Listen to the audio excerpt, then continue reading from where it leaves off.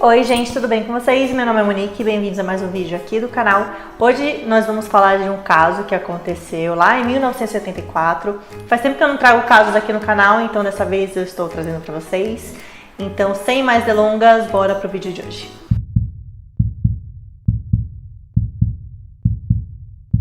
Patricia Campbell Hearst nasceu em 20 de fevereiro de 1954 em Los Angeles, na Califórnia. Ela é neta de William Randolph Hearst, que é um famoso magnata dos jornais do século XIX e fundador do império de mídia Hearst.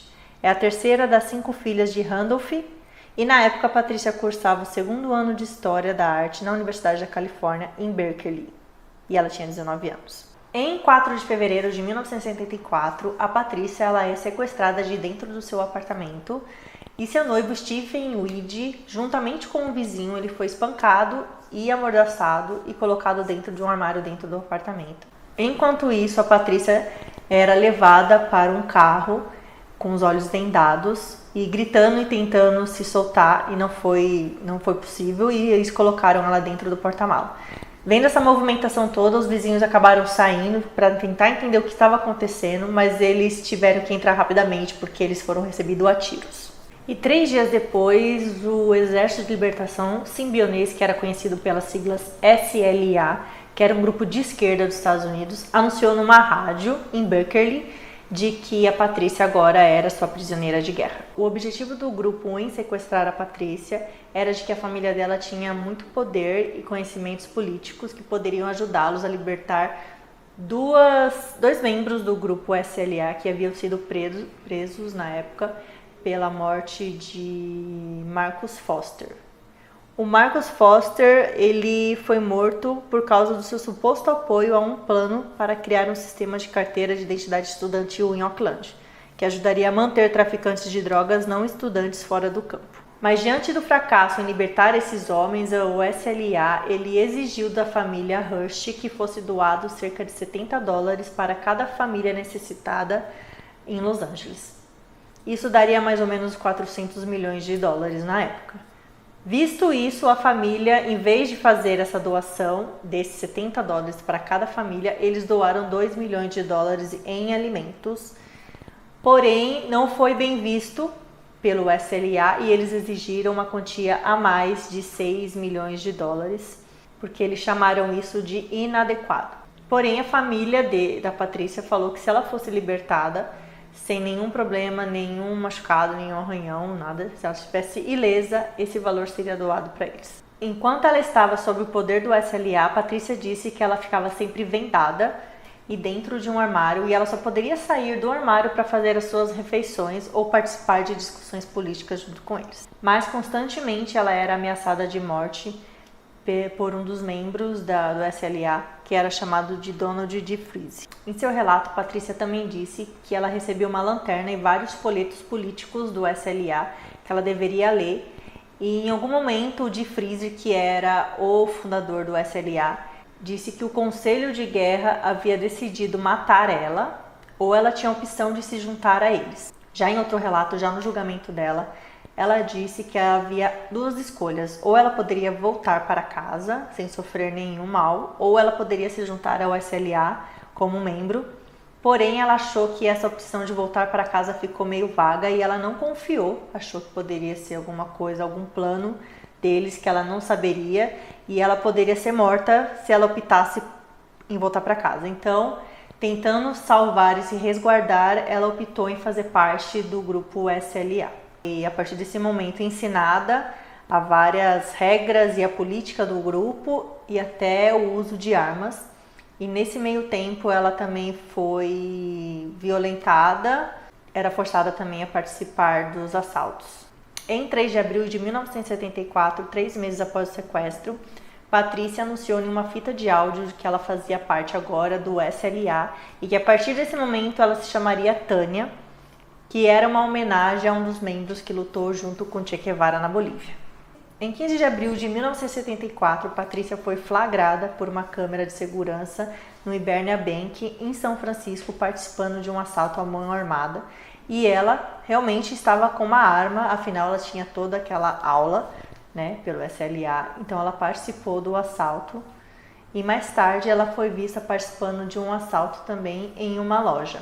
Um mês depois, Patrícia também foi flagrada participando de um assalto à mão armada numa loja chamada Mel's.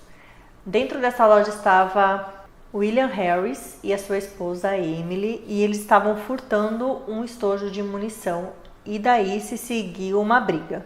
De uma van lá de fora, a Patrícia avistou a briga e começou a atirar contra a loja. Em 16 de maio de 1974, a polícia cercou o esconderijo do SLA e lá haviam alguns membros. Alguns deles foram mortos a tiros e outros devido a um incêndio que foi ocasionado devido a todo o tiroteio. De início acharam que a Patrícia estava junto, que ela poderia ter morrido nesse conflito, mas ela não estava, ela estava em outro local escondida. Então um mandado foi emitido para a prisão da Patrícia por vários crimes, inclusive sequestro. Em 18 de setembro de 1975, a Patrícia foi presa em seu apartamento em São Francisco com mais um membro do SLA. Ela foi presa pela polícia de São Francisco por agentes do FBI. Enquanto estava presa, a Patrícia listou sua ocupação como guerrilheira urbana e pediu a seu advogado que transmitisse a seguinte mensagem, abre aspas, diga a todos que estou sorrindo, que me sinto livre e forte e envio minhas saudações e amor a todas as irmãs e irmãos por aí, fecha aspas. Na época da sua prisão, em meados de outubro de 1975, Patrícia já estava pesando 40 quilos e ela foi descrita pela psicóloga como um zumbi de QI baixo e baixo afeto. Logo após a sua prisão, sinais de trauma foram registrados. Seu QI foi medido de 112, enquanto anteriormente era 130. E havia grandes lacunas em sua memória sobre sua vida pré-Tânia. Ela estava fumando muito e tinha pesadelos. O julgamento da Patrícia começou em 15 de janeiro de 1975 e o juiz Oliver Jesse Carter decidiu que as declarações gravadas e escritas por Patrícia após o assalto ao banco, enquanto ela era fugitiva com os membros do SLA, eram voluntárias. Questionada sobre o tiroteio naquela loja Mel's, ela disse que ela foi instruída antes de seguir o plano e de que ela não fizesse nada se acontecesse algo de errado, ela sofreria as consequências. Com medo dessas consequências, ela acabou fazendo o que foi instruída a fazer, com medo de ser morta. A defesa de Patrícia foi liderada por Lee Bailey, que ele optou pela estratégia de lavagem cerebral e síndrome de Estocolmo. Para quem não sabe, a síndrome é um fenômeno psicológico em que vítimas desenvolvem um relacionamento de lealdade, solidariedade, afeto com o seu sequestrador. Porém, nenhum desses argumentos foi levado em consideração pelo júri.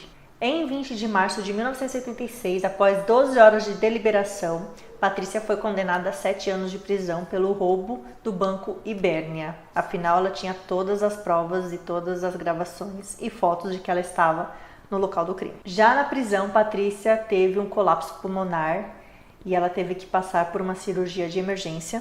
Isso a impediu de testemunhar contra Harris em 11 acusações, incluindo roubo, sequestro e agressão. Ela foi mantida em confinamento solitário por razões de segurança. Ela recebeu fiança para uma audiência de apelação em novembro de 1976, com a condição de que ela fosse protegida sob fiança. Seu pai contratou dezenas de guarda-costas. E por fim, William Harris e a sua esposa eles foram condenados apenas por sequestro e eles cumpriram uma pena de 8 anos e foram libertados. Sobre a condenação de Patrícia, na época o presidente Jimmy Carter ele substituiu sua sentença por uma outra menor, ou seja, a sentença estaria cumprida em fevereiro de 1979, cumprindo assim apenas 22 meses de prisão. E em 20 de janeiro de 2001, o último dia completo da sua presidência, o presidente Bill Clinton concedeu a Patrícia um perdão total. 2 meses após a sua libertação, a Patrícia se casou com um dos seus seguranças, contratados pelo seu pai na época do julgamento, que é o Bernard Lee Shaw. Eles tiveram 2 filhos, um casal, e ela se envolveu em vários projetos, inclusive uma fundação que ajuda crianças com AIDS e é ativa em outras instituições de caridade e atividades de angariação de fundos. E também escreveu o livro Memórias Every Secret Things em 1981 e participou de várias entrevistas e longas-metragens. Também existe um filme que chama Patty Hearst, de 1988, que conta a história da sua vida. E Bernard morreu em 12 de dezembro de 2013 em sua casa em Nova York, ele tinha 68 anos. Uma curiosidade do julgamento foi de que, em um dos momentos, O promotor perguntou a ela por que ela tinha guardado com ela ainda um ursinho dado pelo seu sequestrador e estuprador. Ela disse que ela não tinha guardado, que estava com ela, mas que ela tinha esquecido de jogar fora. Não tinha nenhum sentimento. Agora, se é verdade, a gente não tem certeza, né?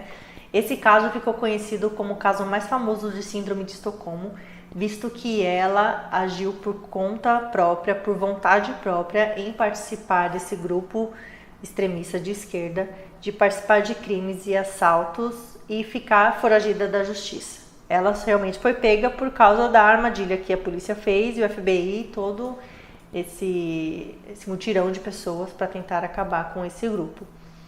Diz ela que não, que isso não tem nada a ver, tanto que foi usado esse argumento, né, de defesa dela no julgamento, só que o júri não aceitou e achou que ela estava ali por livre e espontânea vontade e não nenhum problema psicológico.